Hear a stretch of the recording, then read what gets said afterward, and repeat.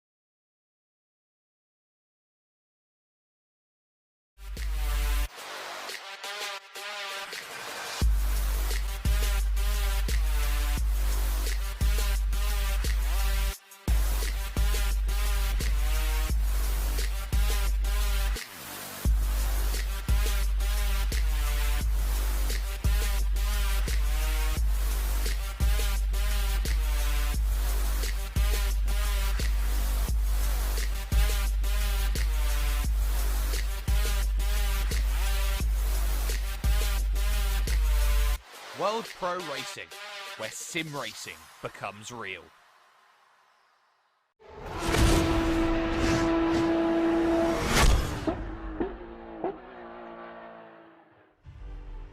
You ever look at a track and figure it looks familiar? It has that sense of an understanding that it's been here for a very long time, yet at exactly the same time, we come to a track today which hasn't been around for a very long time. We are at a circuit which, by most intents and purposes, is only 13, 14 years old at this point in time. You look at this track and you see so many similarities to what Portuguese racing was all about in the 70s, the 80s, the 90s, with circuits like Estoril. You see all of that packaged up, revamped and renewed into something which truly is its own beast and its own terror in its own right. We come to Portimao. It is, of course, the Autodromo Internacional de Algarve. It is your Alpine GT4 championship here with World Pro Racing live for you on YouTube, Facebook Live, and on Twitch, as well as with motorsport.tv, TVM Sport, and ESTV, the Esports Television Network. My name's Jake Sperry. Joining alongside me today is Alex Goldschmidt for this second round. And Alex, we come to this on a 5-week, 5-race, momentum-filled build of a race and a championship, one which you could say time and again is going to be all about finding that element of development and having a good base to work off of. But with the ballast that comes into play from rounds 2 onwards, 9 kilograms of ballast for the race winner or the championship leader, 6 kilograms of ballast for second, and 3 kilograms of ballast for third, there is that element of parity now which is coming into this championship. Yes, good evening, Jake. Good evening, everybody. Yeah, having ballast to balance the equilibrium is a really, really good way to give us a very, very parity-driven championship. Obviously, it makes the racing interesting.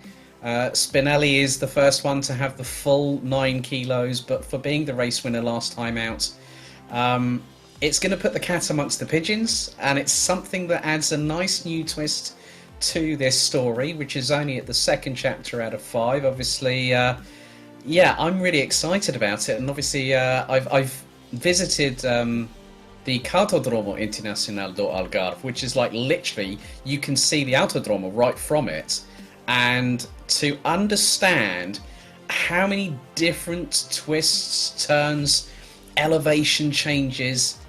We thought Kyalami was going to have it all, and Portimao is one of those circuits that really shows the traditional Algarve sort of way in which it's profiled, and that has provided us with great racing. It provided us with great racing in the USF 2000 Championship, and I think in the Alpine GT4s, it's going to be even more mesmerising this evening.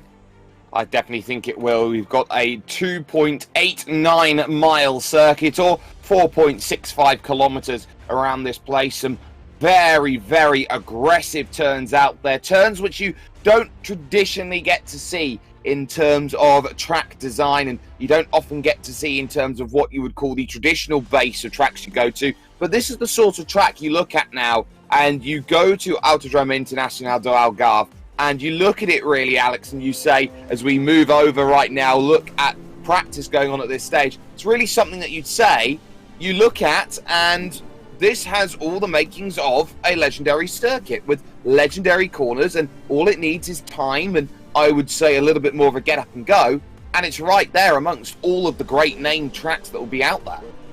Yeah, obviously Portimao has also hosted Formula 1 in most recent times, so it's even welcomed the upper echelons of motorsport. It is a high-tech facility. I've even actually stayed at the hotel, which is on the locality between the Cartodromo and also the Autodromo as well. But some of the characteristics of this circuit, like say, coming out of the final corner, you've got that steep incline, and in these Alpines, okay, we discussed this in the opening round just a week ago, Jake.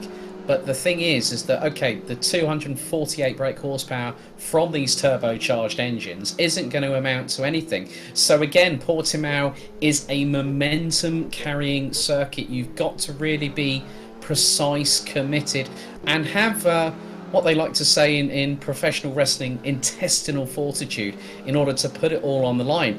And okay, granted, we're only in the second round out of 5, but there's still plenty to play for, with Spinelli leading Pedro Cruz Gomez by 7 points after the opening round a week ago.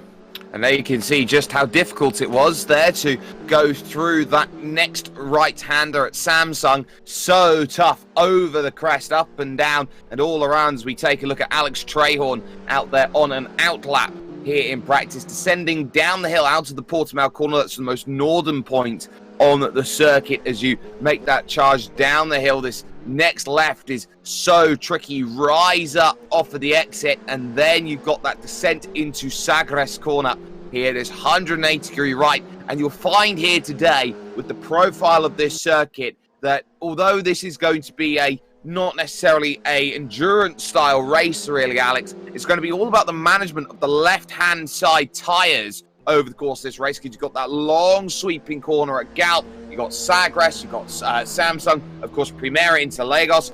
All of the majority of these corners on this track, which are difficult, are right-hand bends. Yeah, also coming through as we go on board with Alex Trahorn, you've actually got a slight differentiation on the actual track layout, because going through Primera, you've actually got an instant turn to the right, so it's nigh on coming back onto itself, then a sharp 90 left before you go through turn 2. Now the real sort of hard work begins, because you're going up these inclines, and it's just they're having to wring the necks on these engines quite significantly. No one's going to spare any amount of RPMs on these cars, and you can just see how committed Alex Trahorn is. And if you get a bit too committed on that inside turn, I think it was through turn 5, you could actually cause the car to have a bit of a stability management problem.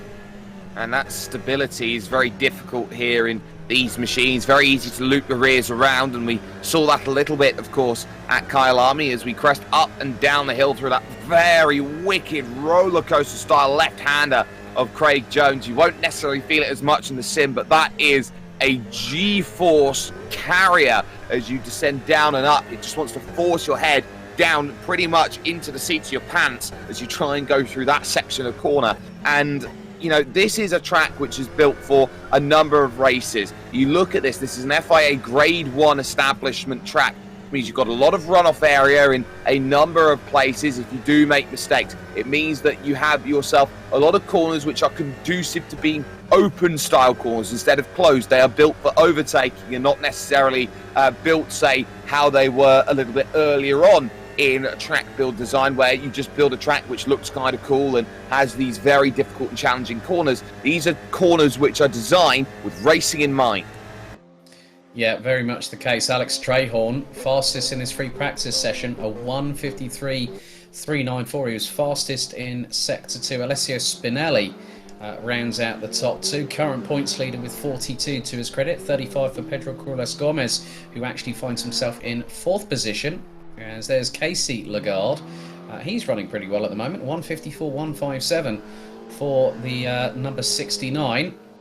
Obviously, we do have the father and son duo. Casey being the son, Vance being the father. Vance actually running in P5, just 4 100ths slower than Pedro Cruz Gomez. And it seems like this ballast might be having a little bit of effect, but at the moment here, Jake, it seems that Cruz Gomez is not coping with it as well as he might be in comparison with Trahorn and Spinelli. Well, for Pedro Cruz Gomez in 4th position, I don't think he'll be too concerned right now with times in practice. Of course, this is only practice times. It's all about how much you are willing to show to everybody else, more rather than what you can actually show, which is where qualifying comes in, and of course that all-important race. And I'm sure that a lot of drivers will be out there and searching and hoping that the times they can put together on the board over the course of practice, qualifying, in the race can just be quietly measured as they go around this fantastic Portuguese circuit and work out where they need to be. We look at Vance Lagarde, for example, right now, and both of the Lagardes is going through Torre VIP. This is going to be a very important race for Vance and Casey Lagarde in terms of what they want out of this championship. Of course, the internet went, nope, didn't want to race at Kyalami about a couple of laps into the race, which didn't help them out last time. But this time, they're on the back foot by a good substantial amount of points. If they want where they need to be in the championship, they've got to score and score quick.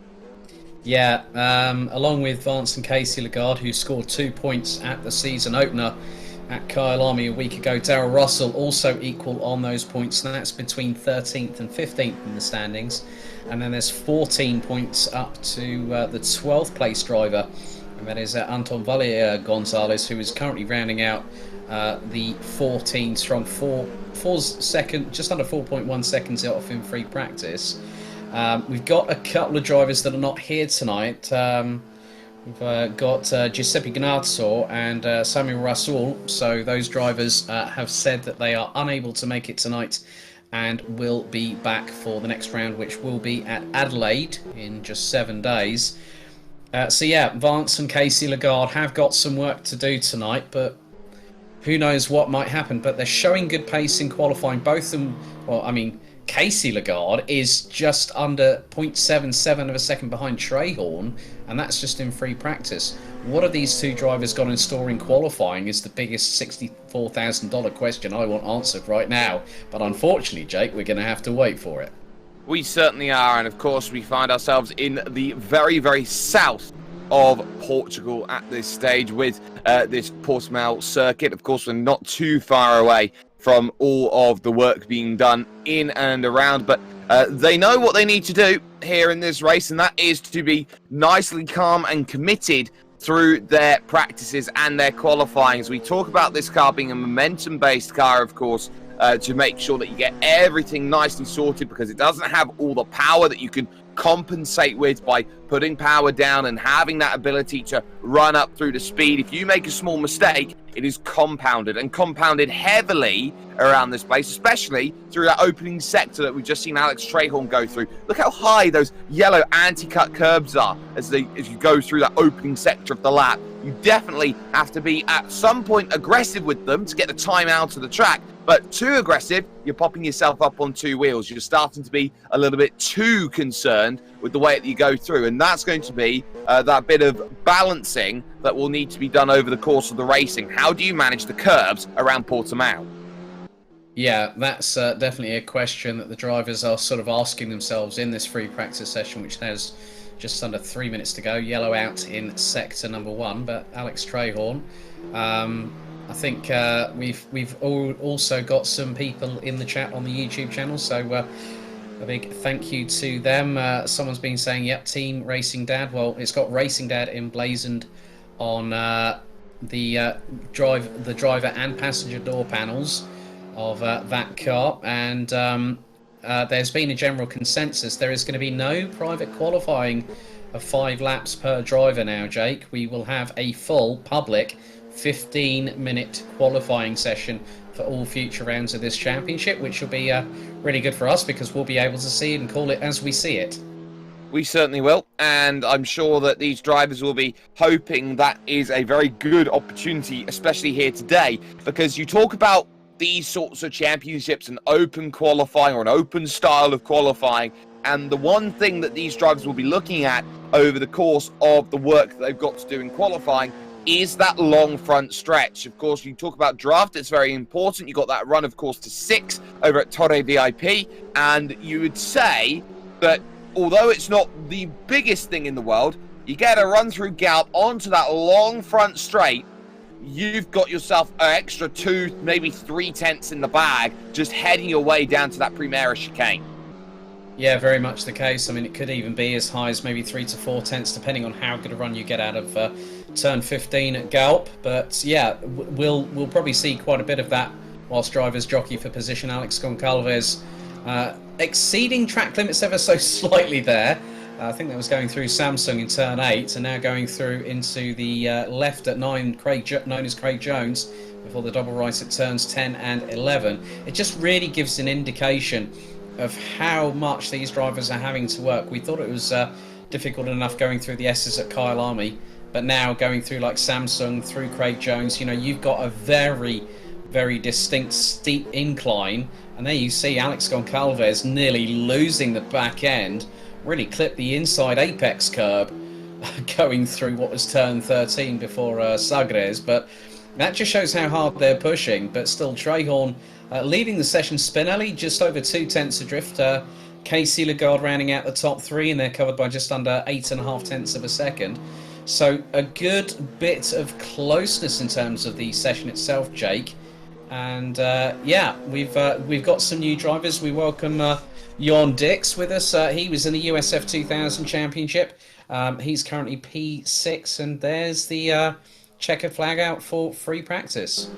Absolutely. So Goncalves late, jumps up into 3rd position then in practice. Pedro Crulas Gomez then P5, and just looking to improve race on race, lap on lap, every sort of element and aspect of trying to put times on the board. You're always looking to have the element of development as you go on through, and I think that's what we'll be seeing as more and more of the racing is going to be conducted. But now they've got to put their mindset from a practice mentality to a qualifying mentality, and we saw how a poor start from the front of the field really didn't help matters out too much for Alessio Spinelli last week. But the crucial thing was Spinelli proved out of the whole of last week he was the quickest of anybody. Now it's all about statements of intent. If we're to have what I would call a really good championship fight, we'll see how that statement of intent is shown in this qualifying session, Alex. Yeah, I mean, Spinelli has got 9 kilos of ballast. You know, Trahorn is looking rather quick out there. So looking at it from this perspective, I think there's going to be a few more drivers in the mix.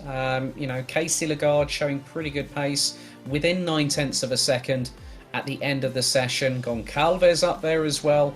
I think it's not going to be all cut and dry for Spinelli. I think he's got some work to do in this session. But we talked about the fact that it being an open qualifying session, Jake, the fact of it, rather than it being a private 5-lap session, there's less pressure on the drivers and they can push that little bit harder. I think they can, but at exactly the same time as we take a nice little look that way, yes, that way, over towards the circuit here of Portimao.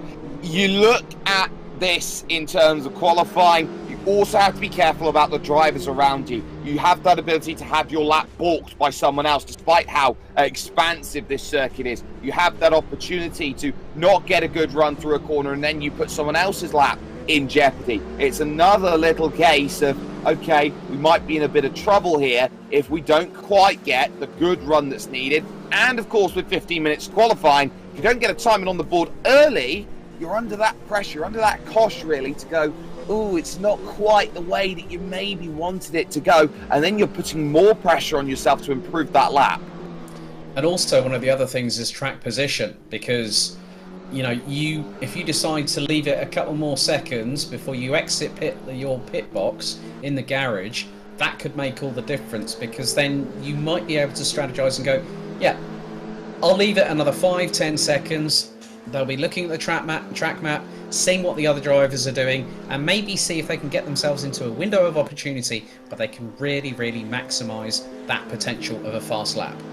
Of course, ladies and gentlemen, if you are brand new to the action here, World Pro Racing, watching for the very first time, you can join in the action with World Pro Racing heading over to worldproracing.com/events. You just saw it on the screen. We've got events going on all the time here as drivers figure out exactly what they want in this first qualifying laps, which are out there on track right now. But if you're brand new, if you're a veteran, if you want to get in on some sim racing action, now is the time to put yourself in the mix. So up the hill goes Trahorn through turn 5 on this layout, making the charge here, which is now a 2.91 mile circuit, or a 4.68 kilometer track. Now is the focus. Into 6, you descend into the corner, and it's effectively a slingshot as you come out of Torre VIP, and all the way on that run up towards turns numbers 8 and then Samsung at 9. That's that slingshot mentality. You go through the middle sector. It's almost like driving a roller coaster as Trahorn gets very much out wide going through that section of the road. Yeah, it's, him and Spinelli have set exactly the same first sector time of 35.967, which is actually quicker by the nigh on 5/1000 of a 3/10 from Alex Goncalves. And Spinelli has just gone and put in a 42.690 in sector 2, but Trahorn was a little bit quicker than the number 67, who is the current championship leader. So at the moment, the battle lines are starting to be drawn between Alessio Spinelli and Alex Trahorn in the battle for pole position, with 11 minutes and a quarter still to go in this qualifying session. Jake, I'm rubbing my hands with glee. I'm looking forward to this mano-a-mano battle, but I don't think just Trahorn and Spinelli will be involved. Of course, she's Spanish on a Portuguese track. Hand-to-hand combat then, as they make that charge. Spinelli fastest by 0.3 of a second then. Alex Trahorn was down 1.5 tenths in that second sector, and then a further 1/10 and a bit in the third. So that's why the time falls away. Sharp jumping up to 6th as we look at Pedro Crulas Gomez making his way through the Galp corner, trying to really maximise that run on the exit. Minimal steering inputs through there. You don't want to scrub any speed. And a 55.2, only good enough for P7 to sort things out in the early goings. Drivers like Carapo, for example, having a really good start up in P5. Jörn Dix right now in the 14th position, the 14 car in 11th position, trying to get that Rhineland Birch machine up through as teammate Birch goes P8. Yeah, looks like there's a couple of German viewers watching, cheering on Jörn Dix at the moment, because I can see the German language in the chat. So, guten Abend is all I'm saying on that one. But yeah, Carapau was 8th last time out at Kyle Army. So the number 11 really showing some good pace, but also the Lagardes are factoring in. Casey is 4th at the moment, 1.236 seconds off a provisional pole, and Vance is just under 1.5 seconds. But the biggest news is Pedro Crulas Gomez at the minute is in 7th, and Jörn Dix has just gone up to P8, and that was on a 1 minute 55.263 as Crulas Gomez now starts to respond, goes 4 1,000ths quicker in the first sector. That is a purple first sector then for Pedro Crulas Gomez. That is faster than anybody out there at this stage. On the brakes, going through the right. Little bit of traffic in front is not going to be helpful through this big left through at what is going to be turn at number 13. 14 comes up then, this hairpin as they try and put the power down. Little bit of correction then in that Alpine A110 GT4. They all are as they go through Sagres corner, trying to get nice and neat and narrow. It's down only 0.2 on Alessio Spinelli in that middle sector. This is looking like it's on course for 3rd position, passing that 85, I believe, of Johnson going through the final corner, and we'll see what the drive is like over towards the line for Pedro Crulas Gomez. We're in fair weather conditions, and it's that final sector where it's falling away, 1.4 seconds down. So that final sector, it's clear, it's Sagres, I believe it is, that's corner of trouble right now for Pedro Crulas Gomez. Yeah, for those wondering what the horn is, it sounds like that's for when people are actually entering the pit lane, as Andy Birch goes P3. Personal best in all 3 sectors, 1 minute 54.779. So that brings him into the battle for provisional pole, maybe even second, which will put them on the front row. But Spinelli, even with the 9 kilos of ballast, has muscled that Alpine to 1 minute 53.6. Jörn Dix up in sector 2. And goes across line, stays P8 as there was a brief yellow out there in sector 1. So obviously someone's hit the return to garage button there for quali. But Spinelli also going purple in sector 1. So this ballast for him, the number 67 from Blue Bolt Racing, quite clearly not holding him back. But it's one thing in qualifying, it's a completely different other proposition in the race itself, Jake. It is, and purple in the first sector. The Blue Bolt Racing Alpine absolutely flying at this moment in time. And you would say as well that that ballast actually does have a little bit of help around this circuit, because there is so much need as you go through this track for stability. Having a little bit more weight in the car is going to keep that car a little bit more planted to the ground through all of the forces of gravity against it. Down nearly 0.2 in the middle sector, so this might not be a shade of improvement, but Spinelli right now is proving that there is definitely pace in the 67. Yeah, there is, and there's a yellow out in sector 1. And yeah, just to see that the top 9, which is rounded out by Vance Lagarde in the number 96, covered by just over under 1.5 seconds. So improvements are being made, but Spinelli, this is what I'm rather interested to see.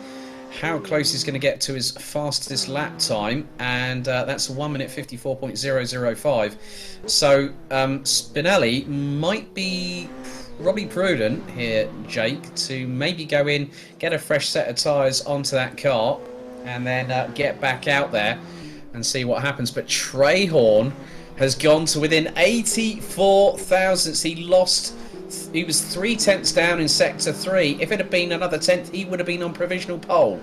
And those are the spoils. Can't get all 3 sectors correct. The time's going to fall away. Goncalves has just moved up into 3rd as we take a look at Jörn Dix coming up through turn number 5 over towards that run to 6. So it is getting a little bit crowded at the moment up at the top. Birch has just moved up into 4th position, by the way. So now that means you start wondering, okay, where does everyone need to be? Top 9 split by less than 1.5 seconds. You got the top 10 split by 1.7. So we've really got a close field here. A lot closer, you would say, than it was at Kyalami, as here comes Vance Lagarde going on to start a flying lap.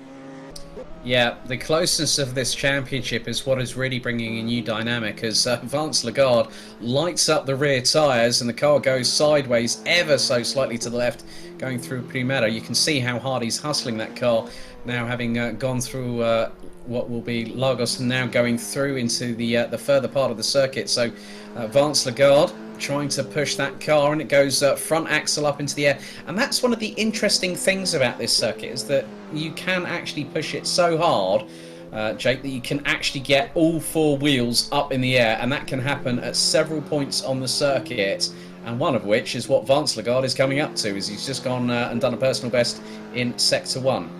Little wiggle coming out of that section of road, trying to make that progress on forward. So now into Samsung, and this is that crest and rise that you see. You go up over the top and then descend down the hill. Little bit of air going on forward, trying to figure it out, and then through the left then of Craig Jones, up the hill once again to Portimao corner, and the rears really want to step out and go around at that section of road. You're turning and braking at the same time if you're not ideal with things. So that is always going to be something in the back of the mind of drivers. Into the final sector, Lagarde down another half a second on the leader, so 7/10 of a second down. But again, another wiggle going through that section of road. And this is one of the points of the track where we saw, for example, in Formula 1, how crosswinds can be very difficult. And as such, pulling over to the side, struggling a little bit, keeping that balance through those 2 flicking lefts and rights, as Casey Lagarde puts it up to 3rd, 6/10 of a second, and a purple first sector to boot. That is an absolutely outstanding lap there. As oh well, it's on fire. Flames have definitely decided to spurt from the exhaust, and he's gotten off the track. Good awareness there, not to impede anyone else. Jörn Dix from the Rhineland Birch Racing crew, with Andy Birch's teammate currently running at the top 5. Jörn Dix is about just under 4 tenths off of his teammate, but he's up in sector 1 with a personal best. And you can just see how hard they're pushing. Like you say, Jake, they're braking whilst rotating the cars in, and you've got to have that fine balance of control where you're modulating the brake pedal along with the throttle in order to apply the power when you come out of the corner to get the full amount of traction. But we're also seeing that going through Sagres, for instance, you're actually coming through into that corner way offline, off of the apex, in order to carry the momentum through to come through Galp at turn 15. And again, this is just one of those corners where it really can catch you out if you try and hustle your way pretty quickly through it. But Jörn Dix is up on both first sectors, goes P5, 9/10 off of Spinelli, who still leads qualifying with just under 2.5 minutes to go. Just is the answer, because Trahorn is up 3/10 in the opening sector. No doubt, I would have thought, from the draft he received on his flying lap. So now into this middle sector, we've got Spinelli in a bit of trouble. Big push wide going through towards Samsung corner, and a little bit of correction going off of the exit there is going to put a little bit of time back into the pocket of Spinelli's hand at this stage. So now what can you do as you head through to Portimao corner? A big wide line being taken, trying to maximize the apex entry to the second half. And yes, down by nearly 1/10 in that middle sector, but it's still up by 2/10 overall over Alessio Spinelli. So it is still very much there for Trahorn. We saw how the final sector was the one where it all fell away, and there was another little correction going through down the hill, a little bump maybe hit going through that section. Now finally to Galp corner. How have you got it all stacked up as you go through the right? This could be important here because we've got a minute 20 remaining on the clock. They are allowed to finish the laps that they start, but how much of a statement message is this going to be to the line? It is just there, 9,000ths clear. Well, I mean, the thing is, he was on course for a 1:53.3 on that particular occasion, but losing a little bit of time in Sector 1 and, Sector 2 and Sector 3 there. Goncalves up by a little bit. He's just under 0.3 off. There's a yellow out in Sector 1, but it's very close between Trahorn and Spinelli for pole position, and I'm wondering if Spinelli is going to be able to respond. It looks like he's on an outlap. Or he's on his way to crossing the line. As long as he does so before the timer hits 0, he'll then have an opportunity to do that flying lap and see whether he can pip Trahorn. But I think Trahorn's just left his best effort right up until last, and you don't want to put all your cards onto the table and expose your hand if it was sort of like, say, poker, Jake. So Trahorn, I think, might have done enough, but Spinelli's got to respond, and he's got to do it now. Someone responding is Goncalves, purple in the middle sector, then is down about 0.3 of a second. This is good enough for third at the moment, making that big charge through Galp. Checkered flag comes out, pushes a little bit wide off of the exit. You've got Lagarde out there on track as well, and that is good enough for third, 0.3 off. Great time from Alex Goncalves, puts 2 Team Racing DAG cars up in the top 3. But what is Spinelli doing? He's 0.2 down in the first sector, but crucially he is green through that first sector. We know he's better through the second and final sectors. You can see the brake discs glowing heading into Samsung. They're trying to get the car slowed down. You don't have much time to respond from making 8 into 9, but now heading up to Portimao. We'll keep an eye on that middle sector time. How is it looking? 0.2 down after Sector 1. At Sector 2, it's up there, and it was a purple middle sector by 0.07 of a second. So still down here, of course, on Alex Trahorn. But that final sector is where we've seen Spinelli look so good and so planted through this sort of lap, taking it nice and comfortably through the right-hander, and now charging away towards that final corner of Galp. We have seen some times come in. Dix is now up into P5. Pedro Crulas Gomez currently is in 6th position at this stage, and Goncalves remaining third with Lagarde in 4th. There goes Spinelli to the line. He improved on that final sector, but it was all about the first sector, which couldn't gather everything back up together again. So Alessio Spinelli can only manage P2, but what a qualifying we have just seen there. And is that not an important statement of how 2 different driving styles come together? One driver very good in the opening sector, one driver very good, Alex, in the final sector. Yeah, I mean, just looking back at it from an analysis perspective here, Jake, Spinelli needed to be up by another, probably at least 0.9 of a second to get that pole position off of Trahorn. So realistically, I think that Trahorn just waited, bided his time, and struck. And the thing was, I think Spinelli is having to compensate for that 9 kilos of ballast that Alpine has. So when you look at it, it's a 3 kilo advantage. So Trahorn, already on weight differential, was ahead of Spinelli going into qualifying. So he knew he had a little bit extra on that Alpine. But still, Goncalves coming through. Casey Lagarde, Jorn Dix on his debut in the Alpine GT4 Championship, putting it P5, just over 0.9 off of pole. This has got the makings of a bit of a true Alpine GT4 classic this evening. It's going to be all about battling here, ladies and gentlemen. If you haven't had the chance, you can like, share, and subscribe for more amazing content brought to you by the team here at World Pro Racing. But 9,000ths, that's not much at all. You can blink and you can miss 9,000ths of a second just like that.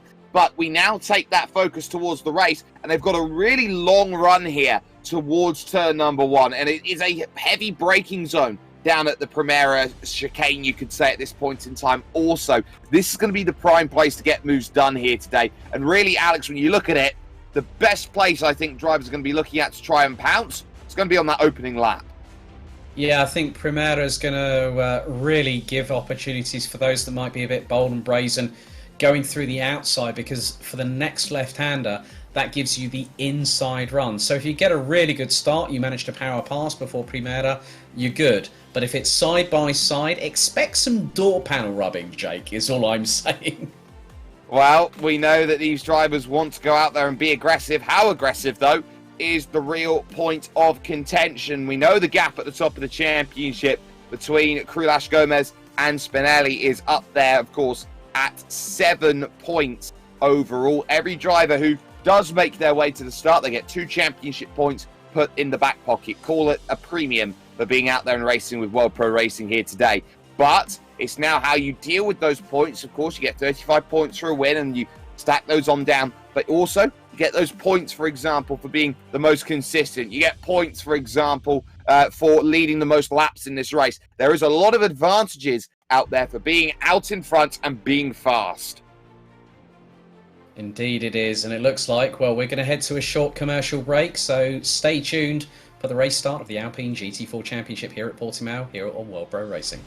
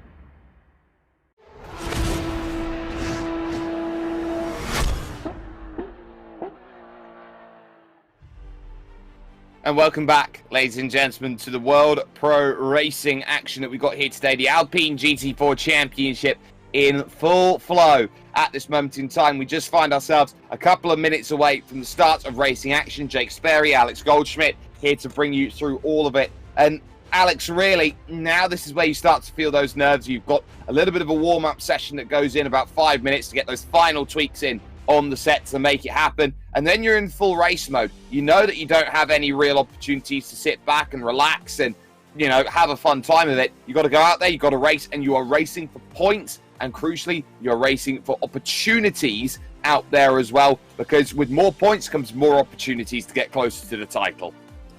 Indeed, and obviously as the season gets on its way, Jake, we're sort of waiting for that fire to be ignited in the bellies of all the competitors as the red mist will descend. They will go into turn one. They may be, like we saw at Kyalami, 3 wide, which can really put the adrenaline spikes through us here in the virtual commentary box.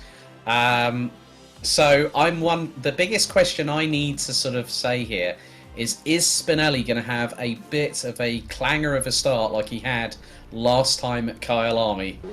We're only moments away from finding out, but it looks like they're all readying up on the grid. It definitely looks that way, of course. Those drivers with the odd-numbered grid positions, you would argue, have slightly a bit of an advantage. They'll be on the rubbered up line there on the left-hand side, and that will give them maybe a better launch off of the grid. It descends down towards Primera at turn number 1. It's a very unique front stretch where it's almost like the front straight has been completely raised, as if you put it into a video game, for example, and tried to make sure it plateaus off almost a bit like Table Mountain. So you've got that, which also works in. These drivers then will be going around for their 1 pace lap then as they work out how they go through. As the starting order is on screen for you, Alex Trehorn will be on pole position for this one, with Alessio Spinelli, main leader in the championship, alongside Alex Goncalves starting third, and there you can see in 4th position one of the Lagardes there. Jörn Dix going from 5th, with Pedro Crulas Gomez 6th, with Andy Birch 7th, and João Carapo there in 8th place. Vance Lagarde then, of course, father to Casey, who's up there in 4th position. There is in 9th, with Francisco Valle Gonzalez in 10th, Stephen Johnson and Trev Sharp 11th and 12th, with Anton Valle Gonzalez and Darrell Russell for Atlantic Motorsport making up the 14 drivers then that will be looking for good opportunities on this second race of the championship. And the focus being now to get a little bit of warmth here, Alex, into the tyres as they get themselves ready for action here today. Yeah, they'll also be warming up the brakes and also settling in. And they'll have the blinkers on, pretty much like a prized racing horse, ready to run out of the gates and go hell for leather. And that's what we're going to see here tonight. On board with Alessio Spinelli, the current championship leader, coming into this round by just 7 points. And he now knows that he has got a bit of a fight on his hand, because Trehorn has secured pole position by the closest of margins, 9 1/1000ths after the 15-minute qualifying session. And that has really given us a little bit of an appetizer ahead of the main course this evening, Jake. It certainly has, as they make their way through the middle sector. We have seen so many times before just how aggressive you need to be in these sorts of races to make sure that you are absolutely on it and ready to make things happen. Now, it's worth keeping an eye out on how big those gaps are starting to form. If you are a little bit too, I would say, quick and eager on a formation lap, you pretty much will undo all of that hard work. As you go through these corners, you'll see that drivers will sit back and allow a larger gap to maybe bring itself into play, and that will mean that you're spending longer sat stationary on that grid. You will have yourselves in a whole heap of trouble with cooling tyres and cooling engine temperatures, and you've got no temperature back in the tyres and the brakes. It's going to be a very difficult opening couple of laps to get everything back and sorted. So that's why you're seeing a driver like Alex Trehorn here bring everything back together as they will make their run out of the final corner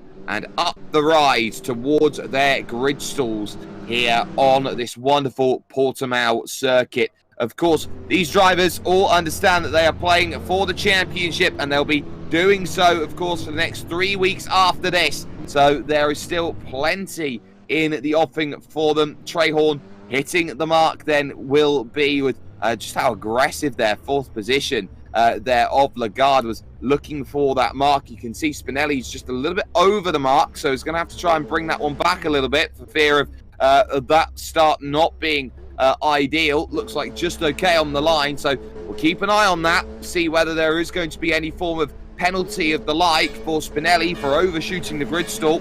But it's 30 minutes, lights on here at Portimao, and we are underway for action here. It's a pretty decent start by Spinelli, but Trehorn gets a really good launch as well. Covers over to the inside, and nicely done. Good start from Dix there from 5th position on the grid. Immediately challenging Goncalves then for 3rd as they go into Primera for the first time. And there goes Dix around into the grass. It's going to be spun all the way around to the back of the pack, it seems.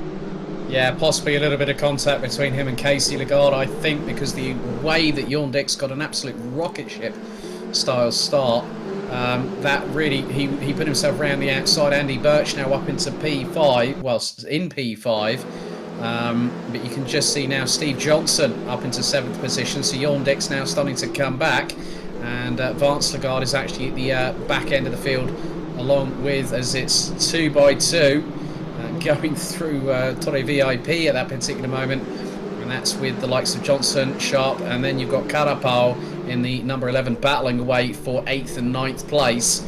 So already going into turn 1, I thought there might be a possibility of someone getting a little bit of contact, but I didn't expect for it to be Jorn Dix being sort of pushed towards the outside of Primera. Sometimes it can be as easy as that to run into those troubles, but there is Pedro Crulas Gomez in P6 and is being completely harried here by Johnson behind. Stephen Johnson wanting to make some good progress here and has a 6 kilogram advantage here in terms of weight in trying to get through. Crulas Gomez on the back of Birch as well, so these drivers getting themselves nice and close, and they're already 5 seconds off of the race lead, and this is where you start to feel the issues on the left-hand side tyres. You've got to save them over these 30 minutes. You go through that big left, a bit of side-by-side behind, as I believe that is going to be Dix and Via Gonzalez then changing places there with that run through the final corner. It will be a follow-through from Russell as well as they take the rise up the hill. It's a wonderful four-car scrap right at the back of the pack, and suddenly, hello, let's go 3 wide towards Primera. This could end in tears. A little bit of a back off there from one of the Via Gonzalez brothers, and now round you go on the field and everyone scatters around. Oh my goodness me, that was definitely someone being a bit doing a bit of a Danny Rick and lick the stamp and send it. It was more like lick the stamp and miss the postbox entrance, unfortunately, there. But Jorn Dix, I think, nearly got collected as well for the second time in nearly as many laps this evening. But Steve Johnson, who started down in 11th position, now up into 6th, and he's got Andy Birch closing in on him. Francisco Valle Gonzalez has got Jorn Dix behind as there's more toing and froing in terms of positional changes. Anton Valle Gonzalez, and it looks like he's going side by side with Darrell Russell. Bit of door rubbing there. That is not going to be because our race stewarding team, our official race director Adrian Figalo, and our race steward George Muscat will be looking over every single accident or incident that has taken place. So for those wondering in the chat, we do have live stewarding.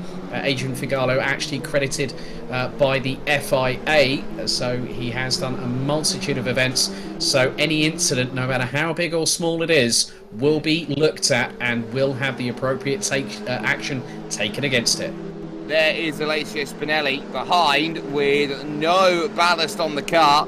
Is Goncalves, who's really been, over the course of this lap, just harrying and harassing Alessio Spinelli there in second place. Up the rise they go once again, and you really get a good tow they go through. Goncalves, a 54.9, fastest lap of anyone. There is a chance down the hill. Gravity can assist you on that lunge down to the inside, but at least not at this moment. We are seeing that move right now, so Spinelli really trying to work. Trehorn hasn't necessarily got massively away in terms of this, but again, look how Spinelli just attacks the exit of that Primera chicane heading into Lagos there at turn 4. So Casey Goncalves are just trying to stay with, and suddenly these three are now working together to break away from Casey Lagarde in 4th. There is Anton Valle Gonzalez, and that is the move done on Russell for 12th position, it seems, out there on track. And Casey Lagarde is going to be getting a penalty out there, according to our stewarding team.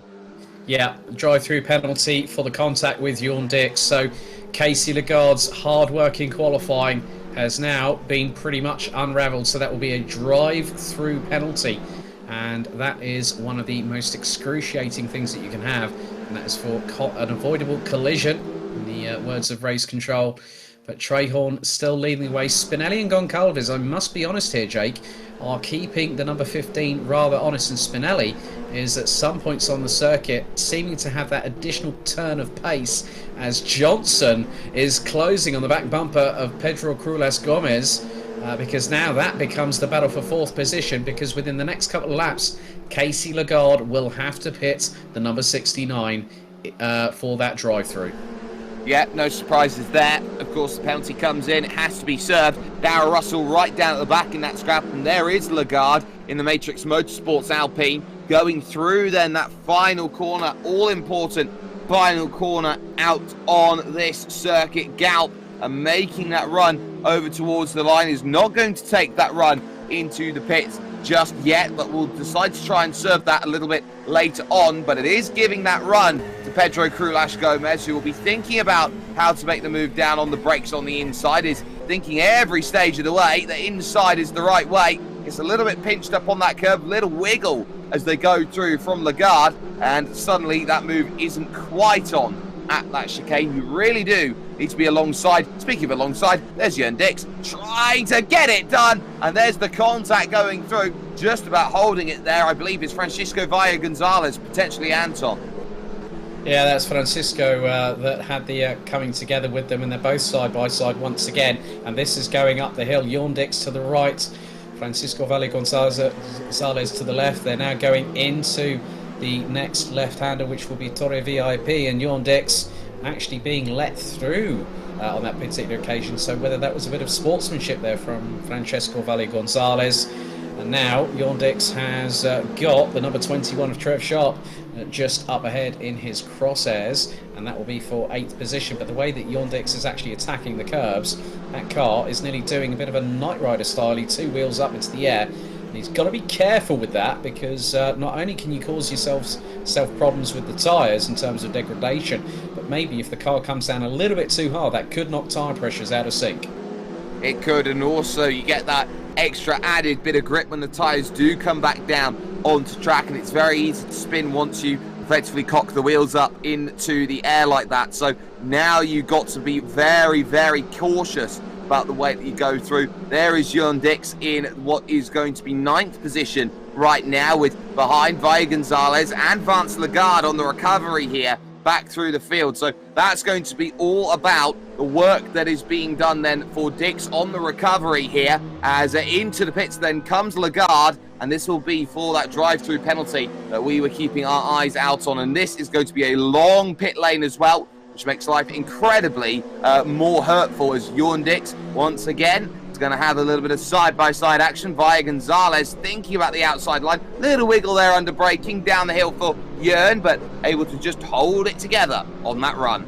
Yeah, he's about 0.2 of a second quicker going across the stripe on the previous lap. 1 minute 56.237 for Francisco Valle Gonzalez, but Jörn Dix 1 minute 56.039. But it's about that slipstream coming down the straightaway. We talked about that earlier, Jake, and that gives people a bit of pace coming through into Primera. But then the biggest thing is that you're not going to be fully able to exploit it if it was on the traditional circuit. If it was sort of like through 1 and into 2, and you didn't have that nigh on coming back on itself through Primera, that would be a very different story. You could carry the momentum through.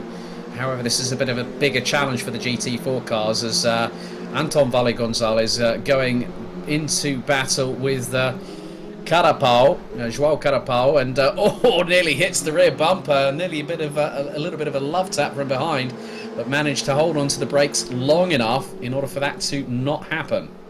It was very close between those two drivers, and Anton Valle Gonzalez is definitely going to be in that scrap and hoping that it's going to work. Missed apex though, going through Portimao, and that then here is going to end that battle. But look at Trev Sharp all of a sudden. Through goes Jörn Dix, picking up that 7th position. Suddenly it is going to be another little yellow flags out then in Sector 3. That is Vance Lagarde around. Oh, well, and that car is currently stationary and just off of the racing line. So hence why the yellow flags are up. But Jörn Dix, after that initial first turn incident on the very first lap with Casey Lagarde, now back up into P7. But it looks like Sharp is not letting him get away with it as we've got 20 minutes left on the clock. The pair nearly goes side by side into Primera, but Jorn Dix tight on the apex, and Sharp tries to get back up the inside going through the second part of Primera, but hits the sausage curb there, and that bounces the car up into the air just off the four wheels. But now this is going to be a really interesting battle, and we've had our first DNF. Unfortunately, Vance Lagarde is out of the race. Yeah, real shame there for Vance, was trying to recover up through, and one small moment, and that pretty much ends all of the effort. So Trev Sharp trying to get back then at Jorn Dix, and ultimately cannot quite get there for the moment. There are, though, leading to Alex Strayhorn, Alessio Spinelli. Goncalves has been dropped by this group by about 2 seconds at this point, but Strayhorn, I wouldn't say is safe at this moment, despite the gap being 1.2. He's not initially going to be challenged then for place, but what you'd say, at least at this point, is that Strayhorn will be looking behind and hoping that that gap is just going to slowly and incrementally increase the longer that this race goes on. Yeah, but it looks to be decreasing ever so slightly. Spinelli's got to within a second of him. Last time around, on the completion of lap 6, Spinelli was quicker by just over 80 thousandths. So it's all about degradation management around this circuit. As you said, the left-hand side tyres are going to struggle. And now that gap, Spinelli's just put in a 1 minute 54.7, Jake. He's on the hunt for Strayhorn's blood. And now they're 7 tenths apart going through into Primera. So has Strayhorn overcooked the tyres ever so slightly in the first 12 minutes of the race? That's my biggest question. And I found out that Vance Lagarde had a blown engine. We saw Casey after qualifying have flames shoot out of the exhaust. So unfortunately, Vance Lagarde's troubles were down to a technical failure in that engine, which blew unceremoniously early. Well, we are here in Portimao. We're on the south coast of Portugal out here at the moment, and that will tell you all you need to know. It's very, very hot around this sort of place, so when it does get a little bit too toasty, the engines on the downshifts are not going to be your best friends. Now there is Johnson in 5th position, and the back really stepping out along with Jorn Dix as well. That's Birch, behind there in 6th position. So both of them fighting hard for place as they make their run towards Samsung. Johnson's made a really, really good start to this race, and if he can do what he's done in the first half to the second half, he's going to be on for a really strong points haul. Yeah, just keeping an eye on the lap times from Jorn Dix, and he was quicker than teammate Andy Birch by nearly 4 tenths of a second. So there's still 17 minutes to go, and whilst Johnson and Birch are still battling away, Jake, there's every opportunity that Jorn Dix will have a chance to close up the gap, but it's just dependent on how quickly he does close it. And at the moment, well, Jorn Dix had a bit of a howler in Sector 1. He was nearly 6 tenths off of his teammate in 6th position, but goes just over 0.18 quicker in Sector 2. So Jorn Dix needs to be precise and consistent to keep those lap times low. But if he's going to make a mistake like he did in Sector 1, that is not going to help his cause at all. And what that could provide is that Francisco Valle Gonzalez closes up to him. Well, here comes the move then. Johnson's not got much on the inside, as here on the brakes it's going to be a tough little move then. There's nothing you can do on that outside into one at Primera, so Stephen Johnson then is going to be behind Birch, and of course with Dix behind, it's going to be a case of being a little bit cautious at this moment in time. Looking at the attack straight back though, Johnson's not giving this one up at 5. That is a really unorthodox place to go out there and make a move and search for it. They know they have 7 seconds in the back pocket, of course, to Dix, but if they continue to fight like that, they're going to see 7 seconds. They're going to go just like that. Yeah, well, the gap's now down to just under 6.1 seconds, but that was a great move by Andy Birch there. Just sent it up the inside, but Johnson was quickly on the counter-offensive. Oh, and he's close again to the number 72. And these two are separated by nigh on nothing. You could probably put just about an A4 sheet of paper with them. Probably not portrait, but maybe landscape, in order to fit it between the gap that they currently occupy. So this is a great battle between the pair of them. And Johnson, sends it and comes into contact with the right-hand side of Andy Birch. And Birch has no other alternative but to get back. Well, he gets pushed wide as a result of that contact, but manages to get the position back because Johnson did exactly the right thing and let him back past. He knew it was a robust manoeuvre and just decided, well, that's not what I wanted to do. Here's the position back, and it looks like we might be having some more messages from race control imminently. Yeah, we do. So it looks like a stop-go penalty for 10 seconds for Darrell Russell down there in 11th position. So that will pretty much put him right down to the back. He gets all over the grass going through there at Sagres Corner.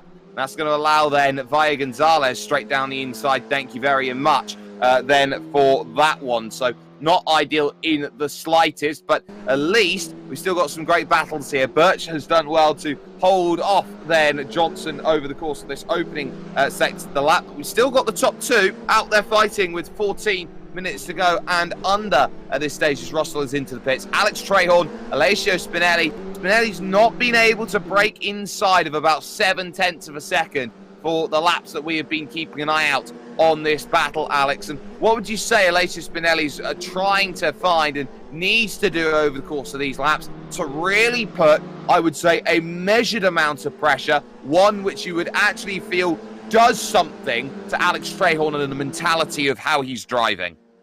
I think it's just about strategy. You know, you can't, I mean, even though it's a 30-minute sprint race, you've still got to have some elements of what your plan of attack is, because Spinelli now has dropped off to the point of just over a second, but has gone slower in sector 2. He was well over 0.2 off of the pace. So whether Spinelli is trying to conserve the tyres and then make sure that he's kept not too much of a gap, but enough for him to close it.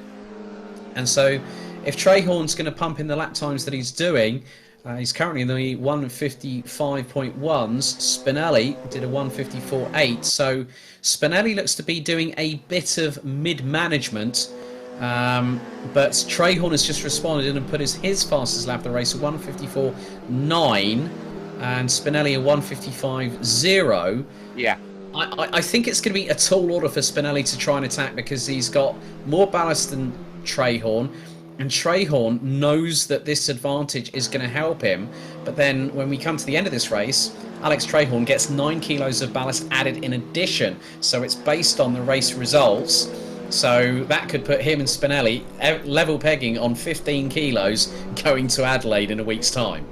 Definitely does seem to be the case. We focus on Trev Sharp here in 9th position with Vaya Gonzalez just in front and Carapo there behind. But you'd say as well, Spinelli doesn't want to be staying stationary too long because by the sheer matter of fact that Trehorn has led for 15 minutes or now coming up towards 20 minutes worth of race led, there's no doubt about it. He's taking most laps led here in this race. So what do? You've just ceded a couple bonus points by staying close to but not being close enough to go and make that move. And Trehorn again is just doing so well at keeping Spinelli at a 1 second margin between them right now, saying, no, I want a little bit of space, please. Can you respect this right now? We're driving in a race right now, which I want to win.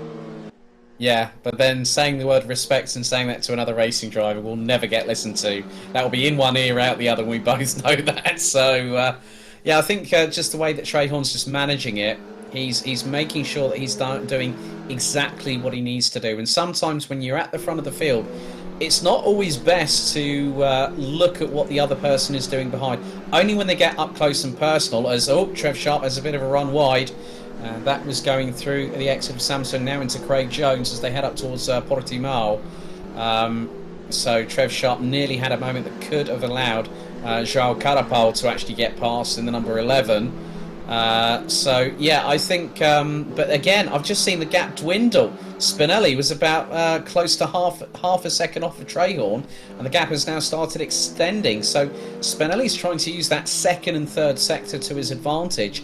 But with Trehorn being as quick as he is in the first sector, Jake, that is allowing him to work on that strategy. So he knows that he can counter in the first sector, whereas Spinelli's going to try and do everything he can in sectors 2 and 3 to wring the neck of that Alpine as we're about to hit the final third of the race. We certainly are. Sharp, of course, then with that mistake up at Portimao, coming down the hill towards that next right of 13, still has Carapo for company, but it's going to be a case of Carapo lunging for that inside, and that was a little bit more hopeful, I think, than getting it done. Trying to take that wider line through through 5 now, getting that run over towards the VIP corner at Torre, and that could be very tough. Ryan Hunter-Ray called. He wants his overtake on the outside with 2 tyres in the grass. Good effort there from João Carapo, but he's not going to get it done like that. Not yet anyway. Power back up the hill towards turns 9 and Samsung there at 10. And it's a case of, well, hit the brakes early, try and carry that space on the exit to attack on the inside. And again, it's not there with 9 minutes and a quarter gap. I saw just flicker at half a second. Spinelli charging. Yeah, Spinelli has set personal bests in sectors 1 and 2. João Carapo was channeling his inner Matthias Ekstrom on that particular moment in time, trying to go toe-to-toe. And now the slipstream could work for Spinelli towards the start-finish line. Spinelli goes fastest of anybody, 1:54.598, and that gap has gone to just under 0.3 of a second as they go into Primera. And a nice tight apex from Spinelli, but Trehorn is trying to make his car a little bit wider on the defensive line there, Jake, in order to not allow Spinelli an opportunity if a gap presents itself. But Spinelli has now got to just be nice and clinical and precise on how he wrangles that car around this circuit. That is ever so crucial, as now Trev Sharp coming under fire once again. Yeah. Krulach Gomez is out now, so that's dramas from 4th position. I think that's another engine has gone here at Portimao, because it came out of relative blue as he was all on his own, Pedro Krulach Gomez. Sharp still having his battle right now with Carapo, but big in terms of the championship effort. Another little look to the inside, the door finally opening for Carapo, but again, Sharp, he's a little bit too deep this time on the outside line. That was, I would think, wishful thinking, trying to hold that one for Trev Sharp. So he ultimately has to keep himself back there behind in what will now be 9th position in this race. Yeah, and one of the interesting things about this, Jake, Pedro Krulach Gomez had 6 kilos of ballast coming into this race. Well, what this now means, if it is to finish as it is right now, Spinelli will have 15 kilos of ballast going to Adelaide, and Trehorn will end up on 12 by taking the race victory. And again, that pendulum is swinging very much in the favour of Alex Trehorn in the number 15.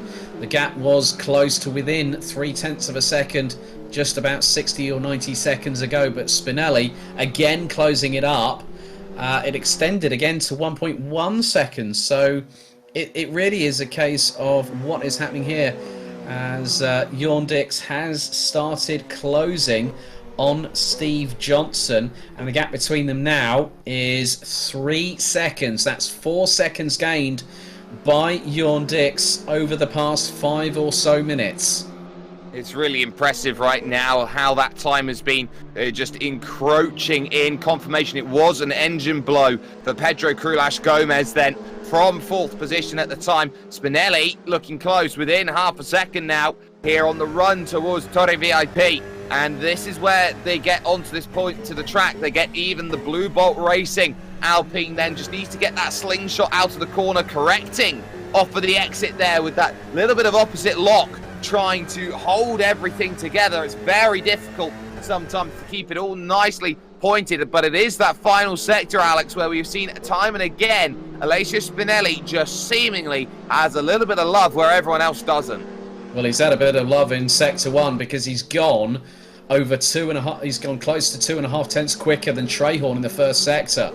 So he's now got the mastery of Sector 1. So can he put that all together and really close up in Sectors 2 and 3? That is pretty much something that we might have not too long to find out about. He's done a personal best, but he has dropped nearly 4 tenths in Sector 2. And the biggest thing here, Jake, is that time is fast running out for Alessio Spinelli. He'll still hold on to the championship lead provisionally after this race. But the biggest news is that Alex Trehorn will be his nearest competitor in P2. No matter how they finish here, as you can see, it's through that final corner of Galp where Spinelli's just got so much more confidence on the inside. He's using a lot more of the tyre to turn into that section, and another best lap time for Alessio Spinelli, a 54.576. Keeps him pretty close to the back of Alex Strayhorn, but once more, not going to get there, and you're running out of time. Old Father Time's knocking on the door, saying you've got to go and get something. Yes, you've got Old Mother Momentum on your side, but you're running out of opportunities and laps to go and make this move happen. Yeah, it could also be running out of tyres if he overheats them, overcooks them too much in the next 4.5 minutes. And to be completely honest here, Jake, with the fact that we're running in the 154s, I think we've got this and a couple more laps to go. So it's about how quickly Spinelli closes up, and Spinelli down, but by just 3/100ths. But look how close he is, and this is going up the hill. Spinelli has really got his second wind, and now I think Strayhorn is starting to not have sort of like the cat in the headlights moment right now, but I think he's now just sort of starting to feel the heat under the collar, as he now knows that Spinelli will close in as they go through turn 9 up towards Portimao. Spinelli has got to start pushing that envelope really, really quickly, and if he can get it done as they go through down the dip into turn 11, the sweeping left-hander up through to 13, Spinelli is fast running out of time, and he knows it. He is, and again, it's that middle sector where the time just opens up and the opportunity falls away. He's so good coming through this corner here. Of course, this big right-hander of what is going to be that little bit, and then over through to Galp. So from Sagres to Galp, he is so good, is Alessio Spinelli. He has been so solid at this section. Little bit of a track extend there for Strayhorn, and that's going to open the door up now. Closest Spinelli has been all race. 3 minutes left, so 2 laps to figure it out. You can see it's a hard defense to the inside. It's going to be the road hard traveled by Spinelli on the outside as he tries to run it deep and around, but he's going to wash out, take a cone for good measure, and suddenly that gap's going to extend over a second again. Yeah, what's more, he'd also put in the fastest lap, a 154.4 flat, and he was he did a 35.263. He was 4/10 quicker than Strayhorn in the final sector, and now he's got to do all that work again. And to be honest with you, I think that was probably one of his only, if not his only, chance to get past Strayhorn for the victory. But again, he's closing up, going through turn 5 at Torre VIP. Who's not to say that Spinelli could go for a last-minute lunge on the final lap? It is possible.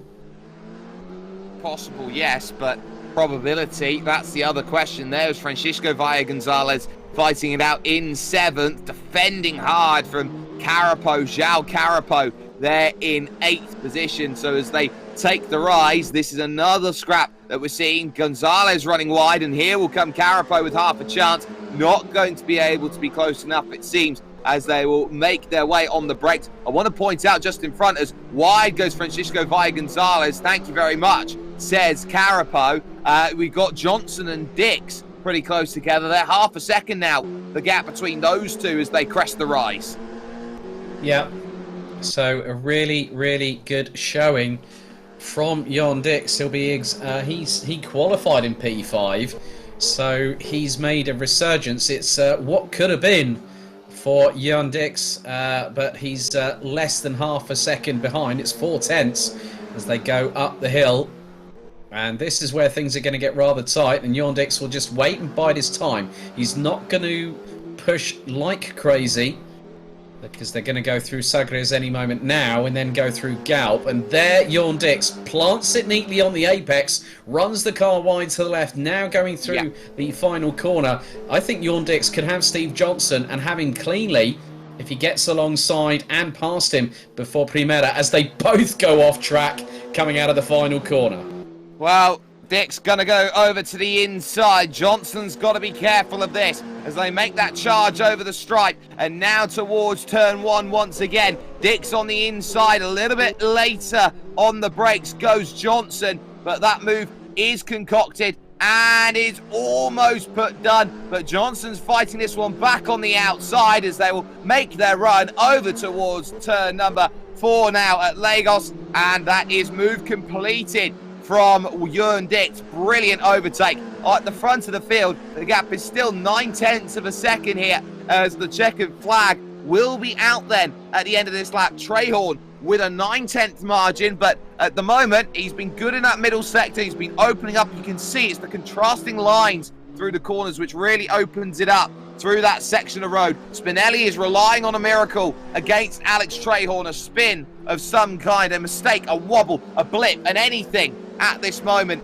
And it seems going into Sagres corner for the final time that Alex Trehorn has weathered a very important storm when it has come to this race. This has been one which he has had to be pretty much 100 at every point, and he has proven he's been more than 100. He's been at 110, fending off Alessio Spinelli to the line. Alex Trehorn takes round 2 here at Portimao, with Spinelli just a stone's throw away in second. Goncalves will make it 2 on the podium then for third position for Team Racing Dad, and they have every reason to be happy with the drive that they had today.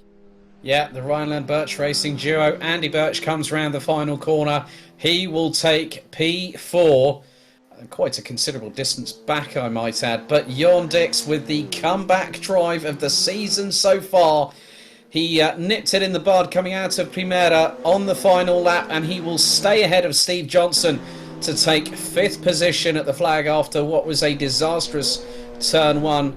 Pedro Gomez has just confirmed on the YouTube chat that he had a double downshift in terms of the the steering wheel paddles, so we'll see him next time at Adelaide. Joao Carapau, and then it was the number 11 of Francisco Valle Gonzalez, Trev Sharp, Anton Valle Gonzalez. Casey Lagarde will cross the line in 11th position, having served that drive-through penalty after the turn 1 incident that saw him have the walk of shame, unfortunately. But I think really the driver of the evening, I think we're both pretty much agreed on this, Jake, is Jörn Dix in 5th position after what was a stellar comeback.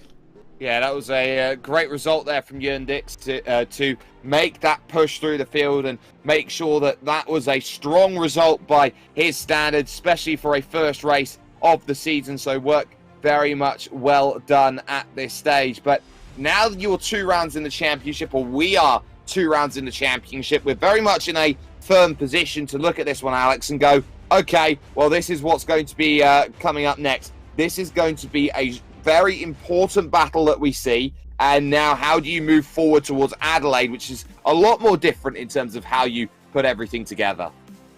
Yeah, Adelaide, a very, very different circuit. It's hosted Formula One. Obviously, people might remember the Damon Hill, Michael Schumacher moment in the early 1990s, around 1994, when they were battling for the championship. It's a street circuit. It's very tough. It's very demanding. There is not going to be much room for overtaking. I think qualifying is going to be a very, very important factor. So it's dependent on who will be on the front row, and that will be the biggest bone of contention. Who will be on pole position at Adelaide, but we'll find out next week. And then also you've got to be even more precise around the circuit. It's tight, it's twisty. You do get a nice little bit of a back straightaway, but it's not going to be easy for any of the drivers, and they're going to have to push like crazy. No one said racing like this is easy, but we do have drivers starting to crop up and pull around for their post-race interviews as we get a few drivers into the mix. We're going to take Alessio Spinelli, first and foremost, 2nd position here today, stood by with Alex Goldschmidt. So, Alessio, firstly, congratulations. A very difficult race alongside Alex Trehorn.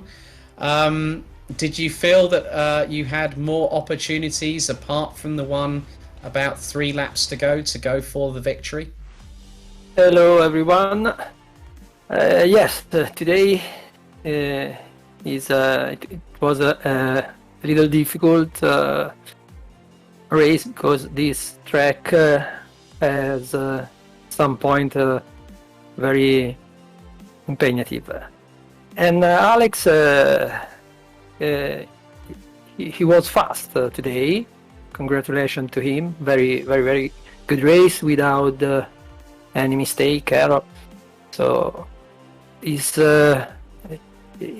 has been not so easy to stay with him, and could be better if the only tentative I've made to overtake him, to pass, I try to stay outside on the line and on the first bend, but arriving and brake perhaps a little too late. So I knew that that one should be the only chance to overtake, but unfortunately has gone not so well like I hope. So, but the P2 is always a good position. Yes, very much agreed, Alessio. So congratulations. Still on my assumptive mathematics, you are still leading the championship going into Adelaide. All the very best of luck, and we will see you next week. Thank you. Bye. So, Jake, I think we've got Alex Goncalves, who was third position at the end of the race. Let's hand it over to him. I do believe just before that we have found Alex Trahorn, our race winner, so we'll just jump on in there first. Alex, that was a really tough fought race. Not necessarily in the case of side-by-side racing action. There was only 1 point in that race where really you had that worry, but the late time in qualifying to get yourself to pole position, every single lap led, you just had to defend off, it seemed, Alessio Spinelli at every single turn. It seemed absolutely fantastic from your point of view.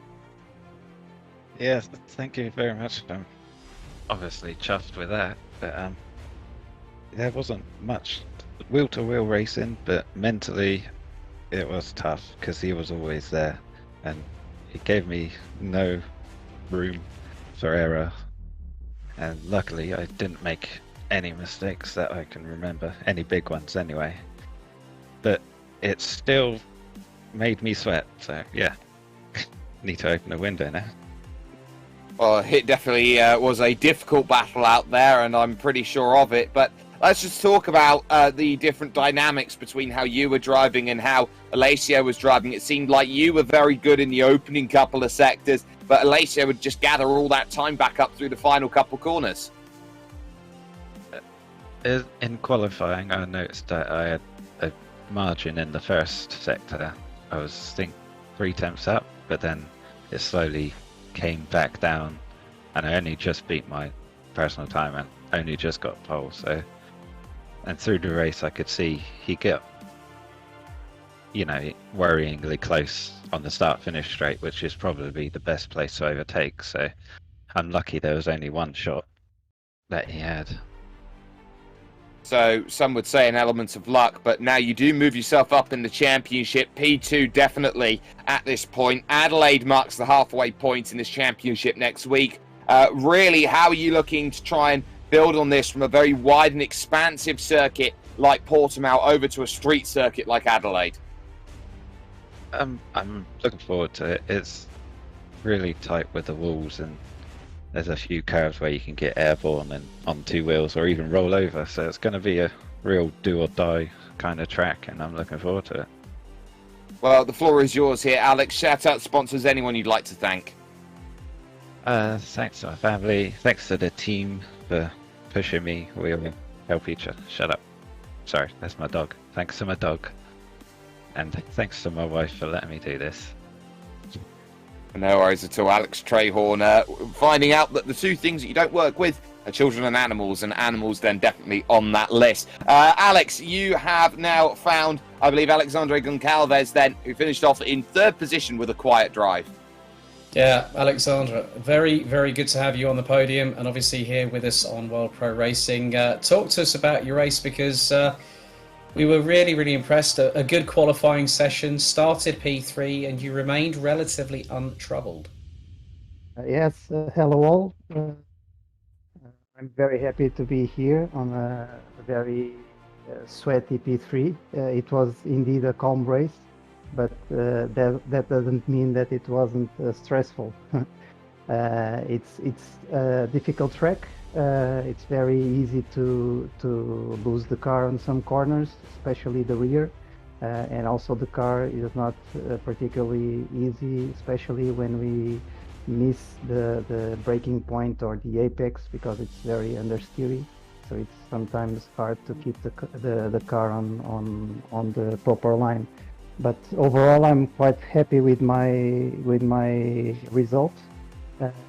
Those two guys, Alex Rayhorn and Alessio, well, those guys are awesome. I was able to follow them on the opening laps. That by itself was stressful enough for me because I have a huge respect for both of them. And luckily also, I don't know what happened to Pedro Cruz Gomez. He was catching up on me, but then something must happen because he quitted the race.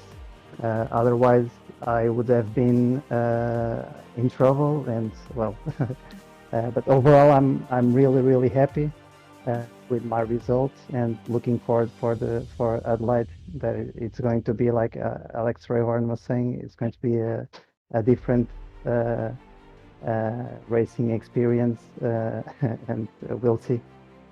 Yeah, I mean, unfortunately, Alexandra, the reason why Pedro retired from the race was due to being the second driver in the race to actually have an engine failure, and he was having a problem with his gear shift pedals, so he was double downshifting, and that can sometimes cause an engine blow. And yeah, so we were denied a bit of a battle between you and him.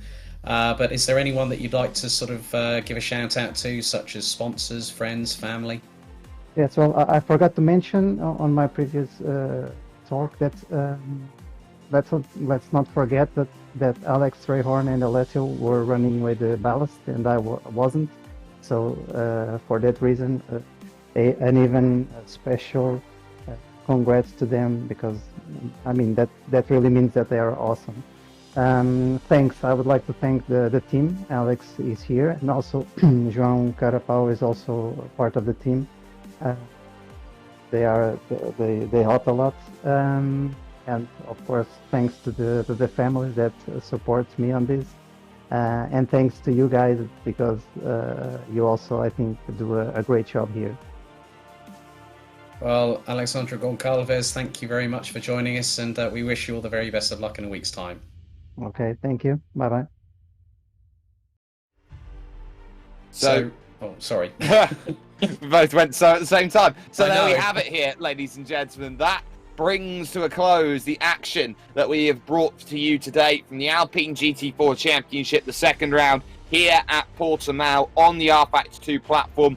1 week from this moment in time, we will be at Adelaide in a land down under, and we're going to be so very intent on enjoying that along with you. If you haven't had the chance already, you can like, share, and subscribe to World Pro Racing for more amazing content. And of course, you can catch us YouTube, Facebook Live, with Twitch, of course, with ESTV, the Esports Television Network, with TVM Sports, and with Motorsport.tv as well. From the team behind the scenes, the stewarding team of Adrian Fagayo and George Muscat, from Justin Mifsud, who's been out there as race director, and of course, Alex Goldschmidt alongside me. My name's been Jake Sperry, and Spinelli had that chance to put a little bit of distance in, but it was a case of just keeping at an arm's length. Alex Trahorn picks up the second round of the championship, and we are on for a real duel, it seems, for 3 more rounds of sim racing action. We'll join you next week when it comes to the action here with World Pro Racing,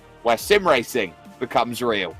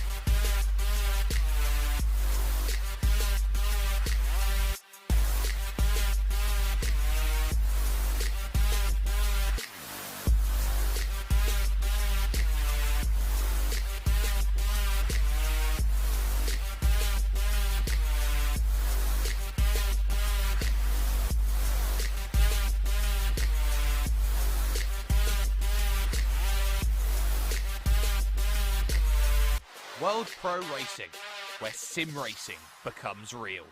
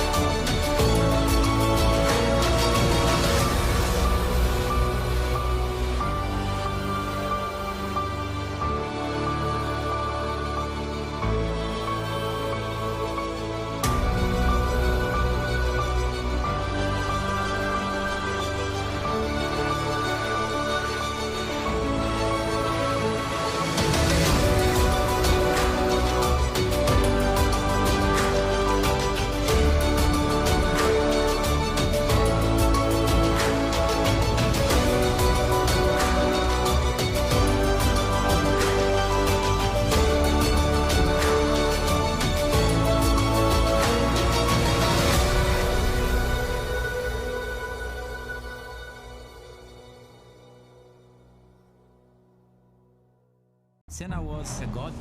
No one could even dream to follow him. I'm from a very humble background. The role of women at that time were really difficult. It's just so dangerous. You are risking not only your life, but also my life.